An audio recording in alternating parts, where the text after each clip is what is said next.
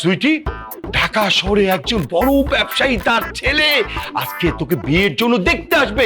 তুই এখনো রেডি হসনি? বাবা, তোমার মেয়ে এমনিতেই সুন্দর, রেডি হওয়া লাগবে না। পাত্রপক্ষ আমাকে এই অবস্থায় দেখলেই পছন্দ করে ফেলবে। আরে মা, এই পাত্র যেন তেন পাত্র না। ঢাকা শহরে তাদের বাড়ি গাড়ি ব্যবসা বাণিজ্য কোনো কিছুর অভাব নাই। তারা দেশ বিদেশ ঘুরে কত মডার্ন মেয়ে দেখে। তোকে দেখে মনে হচ্ছে না যে তারা পছন্দ করবে। এই জন্য তো বলছি মা, একটু সাজুগুজু করে একটু ভালোভাবে রেডি হয়ে নেই। বাবা, তুমি তো আমাকে টেনশনে ফালাই দিলা। তুমি আমাকে আগে বলবা না তারা যে এইরকম বড় লোক। ঠিক আছে, আমি গিয়ে এখনই সাজগোজ করে আসতেছি।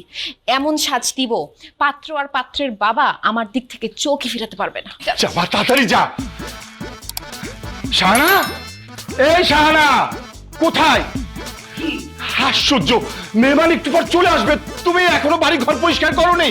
আরে হয়ে যাচ্ছে তো, টেবিল গোছাচ্ছিলাম। রান্না বান্না করেছে তো? সব শেষ। আচ্ছা তুমি না বললে মেহমান তাড়াতাড়ি আসবে, কই এখনো তো তারা আসলো না? শাহানা, বড় লোকের বিরাট কারবার।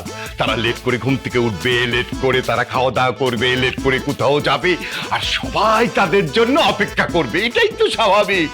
শাহানা, আল্লাহর কাছে দোয়া করো যেন পাত্রপক্ষ আমার মেয়েকে পছন্দ করে, বিয়ে করে। তাহলে আমার মেয়ের লাইফ সেটেল, আমাদের দুজনেরও লাইফ সেটেল। ইস, তুমি এমন ভাবে কথা বলতেছো যেন আম্বানি পরিবারের ছেলে তোমার মেয়েকে দেখতে আসতেছে। শাহানা, যে পাত্র আর তার বাবা আসতেছে তার আম্বানি পরিবারের চেয়ে কোনো অংশে কম নয়।